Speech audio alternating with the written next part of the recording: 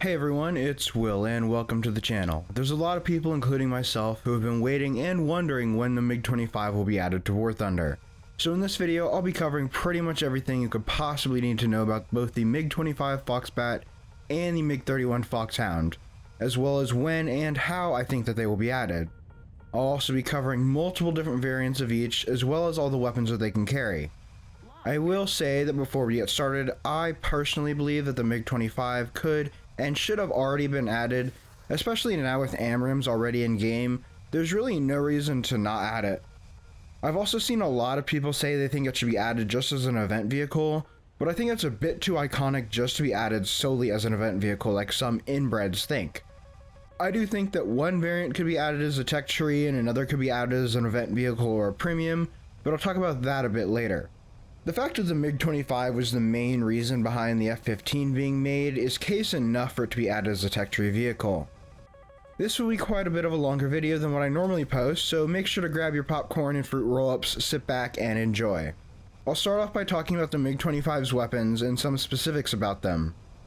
There are a few different missiles that can be carried by the MiG-25, and when I get to the different variants later, I'll let you know which missiles and how many can go on what variants.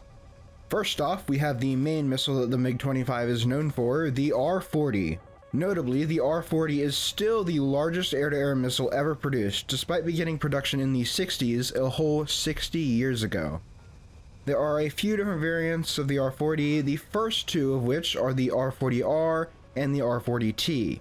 In this series of missiles, the radar-guided variant, denoted by the R at the end, always seems to be a bit longer range than the infrared-guided variant, denoted by the T at the end, for a reason I haven't been able to quite figure out. With the base R-40R, it has a maximum range of about 36 kilometers, and it can reach a maximum speed of roughly Mach 4.5, though supposedly it can reach up to Mach 5 in near-perfect conditions. The R-40R series of missiles has an inverse monopole seeker, meaning that they have all aspect capability. The R-40Rs are specifically SAR-H missiles, meaning that they have to be guided by the MiG-25's onboard radar. The R-40T is similar, also being able to reach speeds of around Mach 4.5 and possibly up to Mach 5, but with a bit of a worse range at only 30 kilometers. Both missiles have a maximum overload of roughly 25 Gs and can hit targets that are maneuvering at up to 8 Gs. The base R-40T seems to have a rear and side aspect seeker and may have had IRCCM, but it wasn't particularly good, especially compared to what we have in War Thunder currently. Interestingly, on the MiG-25, while the R-40 was never used in combat by the Soviets, the standard practice was to fire both an R-40T and an R-40R at the target, with the heat-seeking R-40T first as to not lock onto the R-40R. The next two missiles are the R-40RD and the R-40TD, with the R and T still denoting semi-active radar-guided and infrared-guided respectively. However, the additional D lettering stands for Dorobotnie, which roughly translates to modified, denoting a change from the base R-40 variants. The R-40RD has an increased range of up to 60 kilometers, but it does keep the max speed of Mach 4.5 to Mach 5. The R-40RD has an increased range of up to 60 kilometers, but keeps the max speed of Mach 4.5 to Mach 5. Again, it also keeps the max overload of 25 Gs with the target max overload of 8 Gs.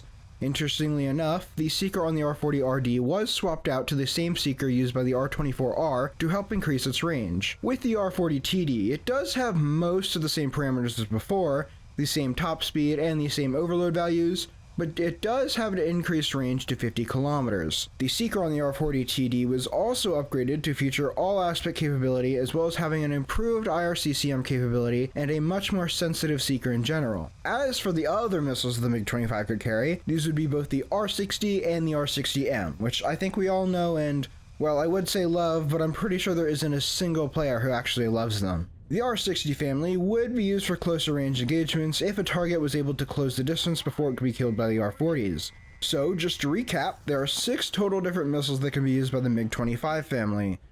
Those being the R-40R, the R-40RD, the R-40T, the R-40TD, the R-60, and the R-60M. Before I get into the different MiG-25 variants, I did want to talk about a few general things about it. While the MiG-25 Foxbat is most notably known for being able to fly at speeds of up to Mach 3, they were typically limited to going up to Mach 2.83 and only going to Mach 3 in emergencies. This was not only due to the engines not being able to handle it for periods longer than just a few minutes, but also the inconsistencies in the engines. Some of the engines were able to sustain at Mach 3 for longer, but some were only able to hold at Mach 3 for very short periods of time, if at all, before destroying themselves. So while you may be able to push up to Mach 3 in War Thunder on a large enough map, don't expect to be able to do it for very long, though at the very least you won't have to deal with manufacturing inconsistencies like in real life. Another big thing about the MiG-25 has to do with its maneuverability. It is typically known for not being very maneuverable, though supposedly it may have been capable of being a bit more maneuverable than most people think. However, in real life it was limited to 4.5 Gs of overload, as more than that could cause stability issues, though that would be less of an issue in War Thunder, at least for realistic battles. Of course, this is more of something where we will just have to wait and see. The first variant of the MiG-25 is the MiG-25P, which, like all other variants, notably lacks a gun. The MiG-25P, being the first variant made, was given the name Foxbat-A by NATO. This variant has two turbojet engines capable of producing 8,790 kilograms of dry thrust and up to 11,190 kilograms of thrust with the afterburner. The MiG-25P was equipped with the RP-25 Smerch A1 radar, which could detect a bomber-sized target at 100 kilometers and could track them at 50 kilometers. The MiG-25P has a total of 60 countermeasures, as well as the capability to carry 4 R-40 missiles, with 2 on each wing. I guess the US was pretty scared of the overhyped Foxbat since the F-15 got double the missiles while still being a monster of an aircraft. And funnily enough, I suspect that this early MiG-25P will be well below even the F-15A's battle rating of 13.0. While the RP-25 definitely isn't the greatest radar, the range on it should be fine for fighters where it will sit in game, which I would expect would be around 11.3 to 11.7, meaning that even in a full up tier, it still won't be able to fight the F-15, which was specifically made to counter it. It will be a very hard aircraft to balance, since too low and it will dominate, and too high and it will get absolutely destroyed. But it has the best shot in between 11.0 and 12.0 in my opinion. I'm honestly surprised we haven't even seen this variant yet, but hopefully we will see at least one in the tech tree, though I could see them adding one variant as an event or a premium. I just hope that Gaijin doesn't make yet another stupid decision and add it as one of those before adding it to the tech tree itself. In terms of a loadout, the best one would probably be 2 R-40Rs and 2 R-40Ts, which also happen to be the Soviet standard, though I do think that the MiG-25P would be the better choice for an event vehicle or a premium versus the next variant, the MiG-25PD, which was designated the Foxbat-E. There is another variant that has the same capabilities, which is the MiG-25PDS. The S at the end denotes a difference between the newly built MiG-25PD and an upgraded MiG-25P to meet the MiG-25PD specifications. The PDS would also be a good choice for an event vehicle since it is essentially a MiG-25PD but only different by technicality. There are a fair amount of upgrades on the PD variant, starting off with the upgraded engines. They are still the same base R15BD300 engines, and it is hard to find what specific differences there are. It doesn't seem like they produced any more thrust, but they were likely more reliable, so something that won't matter much in War Thunder. It also gets the RP-25M, which while almost the same in name to the original radar, it is much better. It gives the MiG-25 look-down, shoot-down capability, which you would have thought the original would have had, seeing as though the Soviets claimed it was some sort of super fighter with advanced tech. The MiG-25PD also has the capability to carry up to 4 R-60s or R-60Ms, with 2 on each of the outer pylons. Of course, this would also mean that you can't carry any of the R-40s on the outer pylons. However, the MiG-25PD also has the capability to carry the upgraded R-40RD and the R-40TD, so taking 2 of each of these may be better than taking any R-60s, seeing as though they're pretty dogshit already, and the fact that you would have to get in close means you're probably going to die. Trying to use something as short of a range as an R-60 on a plane that already can't turn very well isn't going to get you very far. Now, you could zoom past the enemy and fire an R-60 in hopes that it will hit, and they won't kill you since you can go pretty fast and run away, but I wouldn't chance it. While the R-40s aren't the best missile in the world, the fact that they have pretty good range as well as the 25G pull means you can still do fairly well. The MiG-25PD also has the same 60 countermeasure count, though hopefully you won't need to use too many flares if you play properly. Regardless of the MiG-25 variant, you will want to stay back from the enemy and use the range on your missiles to get kills safely. But due to this, it means you won't be able to carry any games, though many people will try. And by many people, I mostly mean a couple of YouTubers you can probably think of off the top of your head, who will probably complain that they can't do it well in the MiG-25 since they can't get their 5-kill games for videos. It'll be a decent support fighter, I say as if it's a fighter not an interceptor, but without a decent team you're going to lose. As for the BR of the MiG-25 PD, it would of course be a bit higher than the MiG-25P, probably at 11.7 or 12.0, and it absolutely could also be added now, so who knows when it'll come. The MiG-25P and the MiG-25 PD are the two main interceptor variants. But I also wanted to cover the MiG-25 BM, or the Foxbat F, which is the main strike variant of the MiG-25. If you thought the MiG-25P and PD were pretty bad, get ready, because this thing is absolutely ass. It mainly carried the KH-58 and the KH-31, with them both being anti-radiation missiles, though a variant of the KH-31 was used as an anti-ship missile. It also carried R-60s, but as I already mentioned, trying to use those to get a kill is basically suicide with how easily they're one-flared. Plus, the engine heat won't do you any favors to get away from the enemy's missiles. Now, luckily for you, I'd be surprised if this gets added since we're probably far away from anti-radiation missiles, so you won't even get the chance to play this monstrosity in Rage every single time you die. If we ever do get a good use for anti-radiation missiles, then I could see this being somewhat fun, since you could just run away from every threat, but it still wouldn't be particularly good. I would also guess if this were to ever come, it would likely be around the BR of 11.7 or so. Now that I've covered the MiG-25, I wanted to move on to the MiG-31. While the MiG-25 had its capabilities extremely exaggerated, the MiG-31, well, it's Russia, so of course they over-exaggerated the MiG-31 as well, but at least its weaponry makes up for it a bit. The MiG-31 gets a much larger suite of weapons, as well as much better weapons than the MiG-25. It can use the same weapons as the MiG-25, so the R-60M, the R-40RD, and TD to name a few. Now, why would you take these missiles? No idea.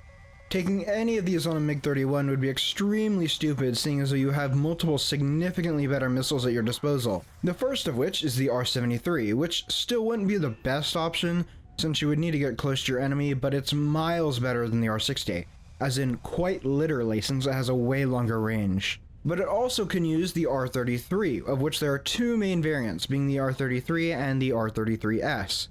The R-33 has a significantly better range than the R-40 series of missiles at about 120 kilometers.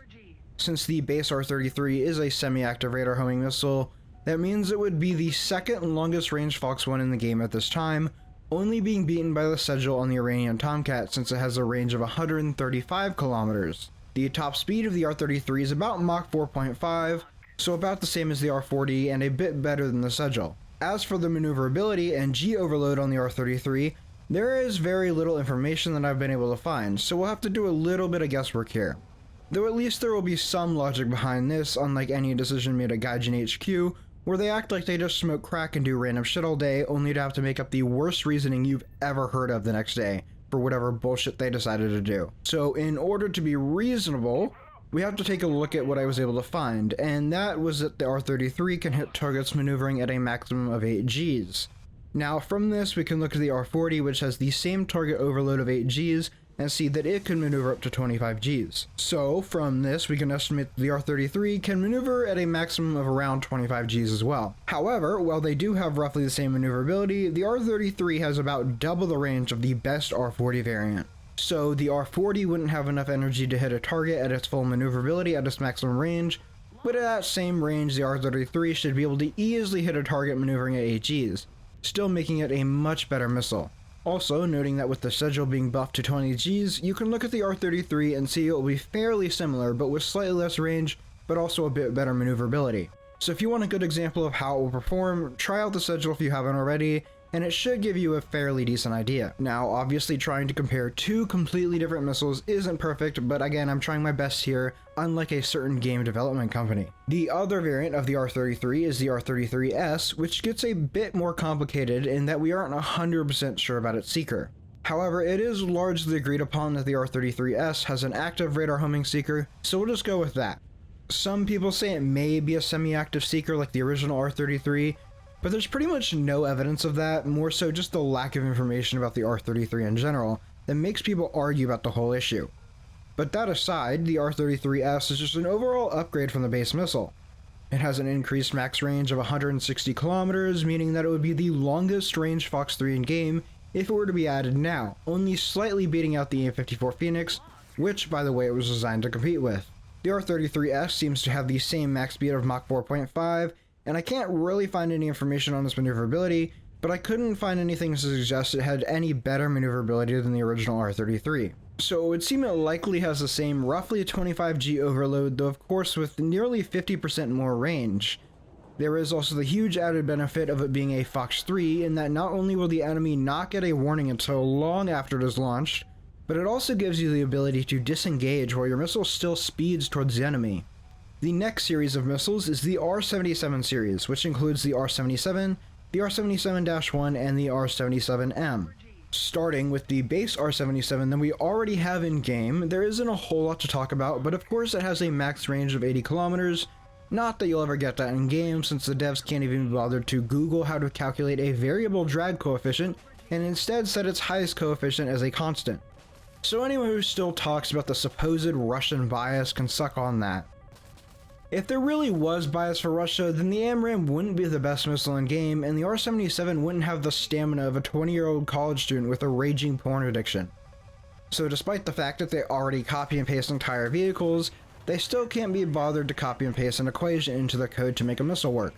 This also means that while the R-77-1 has a range of 110 kilometers, it will probably be closer to the actual range of the R-77 due to its shitty drag modeling.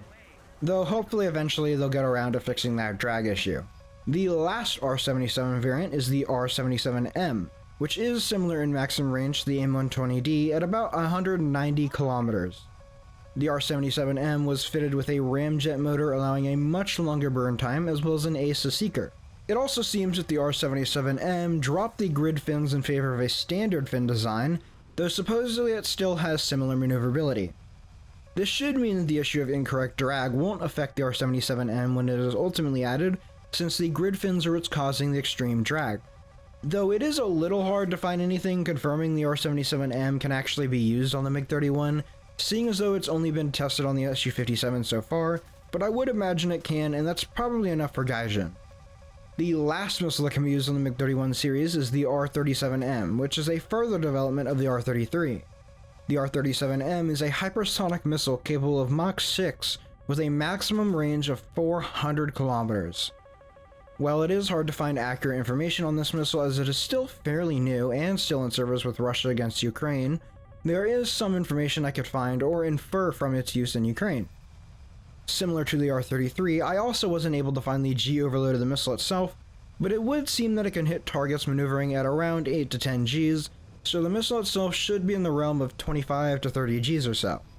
Interestingly enough, the R-37M supposedly holds the record for the longest ranged air-to-air kill in history. Now, I say supposedly since Russia is known for over-exaggerating their capabilities, which is why the F-15 was created to counter the MiG-25 in the first place. However, regardless of the specific range, it does seem like the R-37M has gotten various long-range kills in Ukraine, not even taking into account the amount of missions that had to be abandoned to evade the hypersonic missile. I also haven't been able to find an exact distance that the seeker requires the target at, but it seems to be in the range of 30 to 40 kilometers based on various sources. And yes, if it isn't somehow obvious already, the R-37M is an active radar homing missile, though originally it was primarily intended for larger targets such as bombers or AWACS. But in the normal Russian fashion, they had to resort to using the R-37M more since they quite literally can't produce the R-77M enough to save their lives. Which is funny seeing as though the R-77M is much bigger and takes up more materials, but that's Russian logic for you. Though, to be fair, focusing production on the R-37M makes more sense when you can engage targets at much further distances. Now that I've talked shit about Russia's weapons for the past 5 minutes or so, it's time to talk about the actual flying bricks that these missiles go onto. Really, the main things that make the MiG-31s vastly superior to the MiG-25s is the weaponry and the radar and avionics. The first variant is just called the MiG-31, which actually does include a 30mm gun with 260 rounds of ammo. Well, I guess it is nice to have a gun. It really doesn't matter much at all when you're not going to be winning any dogfights. The MiG-31 did have some improved maneuverability over the MiG-25 due to its slightly larger wings and slightly more swept-back design. But overall, don't expect much more maneuverability or the ability to dogfight at all with the MiG-31, but it is nice to know there is some improvement there. Now, for some reason, despite the Soviets touting the MiG-25's ability to go Mach 3, the MiG-31 seemingly can't. It's limited to about Mach 2.83, going about 3,000 kilometers per hour at just over 21,000 meters. It has a thrust-to-weight ratio of 0.85, being powered by two D-30 F6 engines with 152 kilonewtons, or 34,000 pounds of thrust with afterburner. As for the missiles, they would be guided by a Zaslon Pisa radar, which can see targets with an RCS of 16 square meters at a maximum range of 200 kilometers. The missiles that can be carried by the original MiG-31 include the R-60 and R-60M, because of course it can, the R-73, the R-40RD, the R-40TD, the R-77, the R-77-1, the R-33, and the R-33S. The MiG-31 can carry a total of 8 missiles with 4 under the belly and up to 4 on the wings. The R-33 and the R-33S go under the belly, of course, and the rest can go on any of the wing pylons except for the R-40 series, of which you can only have a total of 2 with 1 on each wing. The ideal loadout would probably be 4 R-33 or R-33S missiles, 2 R-77-1s, and 2 R-73s, depending on what it would get in game, as well as whether Gaijin decides to be a competent developer the day of their deciding what to give it. The MiG-31 should be a very good support plane, but you probably won't be carrying any matches by any means, just like the MiG-25. This base MiG-31 would probably be at 13.7 or possibly even above if the maximum battle rating is raised by then. Of course, it comes down to the loadout, but if they give it its best loadout possible, there's no reason for it to be any lower than 13.7. Now, there are a few other variants of the MiG-31, but most of them aren't super significant, or there weren't many made of them, so I'll be covering the MiG-31 BM, which, outside of some newer variants being tested still, it is pretty much the most advanced MiG-31 in operation right now. In addition to all of the missiles that the base MiG-31 can carry, it can carry the R-77M, if there were actually any in real life for it to use, and the R-37M. The optimal loadout for the MiG-31 BM, in my opinion, would easily be 4 R-37Ms, 2 R-77Ms, and 2 R-73s. In addition to these missiles, Russia decided to actually upgrade the MiG-31 BM in various ways, including by having 4 multifunction displays, with 1 being for the pilot and 3 being for the weapons operator. Other upgrades include a later variant of the Zaslon Pisa radar, which can see targets with an RCS of 20 square meters at a range of 400 kilometers, and targets with an RCS of 5 meters squared at a range of 280 kilometers. It also has other upgraded avionics that include some similarities to the MiG-29 SMT. The MiG-31 BM can also use various air-to-ground weapons and other anti-ship weapons, including the hypersonic KH-47 ballistic missile and the KH-58 anti-radiation missile, among other weapons. I would imagine that the battle rating for the MiG-31 BM would be around 14.7 to 15.0, possibly even higher if Gaijin is feeling extra competent for once, seeing as though the R-37M has a range of 400 kilometers and the R-77M has a range of 190 kilometers. I don't see any reason why it should be anywhere near close to the planes limited to early Fox 3s. Nearing the end of this video, I really can't get why Gaijin hasn't added at least one MiG-25 variant or even the base MiG-31, which I think could easily be added at the moment.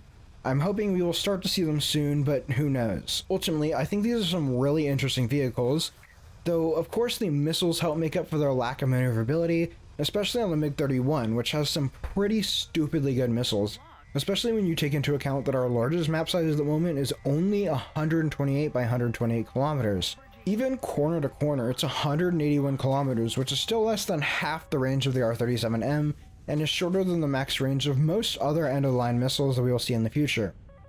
I hope you guys enjoyed this video, especially since it was quite a longer one than normal. My next planned video should also be quite a long one, probably even longer than this, though it might still be a bit till it's out, seeing as though the next dev server should be dropping pretty soon, and I'll have some content for that I think you guys will also enjoy. Please like and subscribe if you haven't already, and I'll see you on the next one.